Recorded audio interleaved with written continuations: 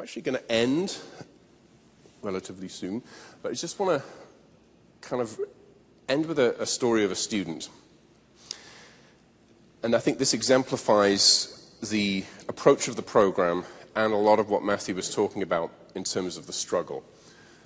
So I was at a school about 3 months ago, I think. Yeah, it was about 3 months ago.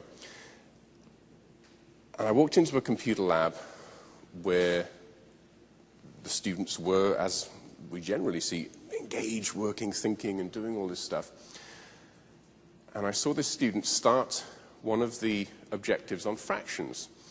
And it was something that she hadn't done before, and it was something that they hadn't done in class yet. This was a new thing for her. And the particular section she was working on was building and creating mixed numbers. And what was so fascinating to observe was she was getting it wrong. And then she was getting it wrong again.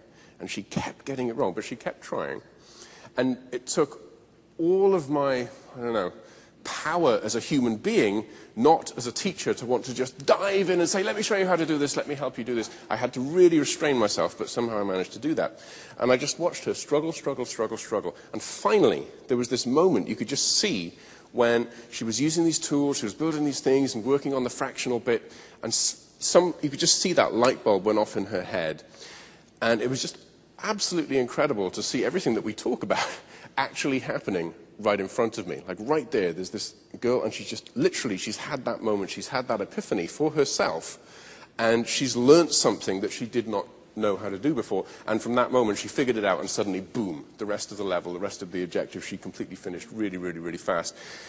It just was, again, as a teacher, as an educator, and someone who's worked in a large district and seen the struggles at that, to actually see this happen in a lab in front of me was just so, so powerful. So this is very exciting for us. Obviously, we're very passionate about what we do.